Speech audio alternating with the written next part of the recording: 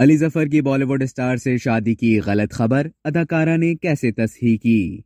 Bollywood star Richa Chadha और अली फजल की शादी की तकरीबात रवा माह से ही शुरू हो जाएंगी। हाल ही में एक सहाफी ने ट्विटर पर अली फजल की जगह अली जफर का नाम ऋचा चड्ढा के साथ लिख दिया। सहाफी ने कहा कि अली जफर और ऋचा चड्ढा 6 अक्टूबर को दिल्ली में शादी करने वाले हैं। वलीमा 7 अक्टूबर को मुंबई में होगा। जवाबन ऋचा चड्ढा ने ट्वीट करते हुए कहा कि अली जफर एक पाकिस्तानी अदाकार और गुलकार हैं जो पहले से शादीशुदा हैं। मुमकिन तौर पर तस्हीह के बाद सहाफी ने ट्वीट डिलीट कर दी। अब तक के लिए इतना ही। मजीद खबरों और न्यूज अपडेट्स के लिए डेली जंग के YouTube चैनल को सब्सक्राइब करें और फेसबुक के पेज को लाइक करना ना भूलें।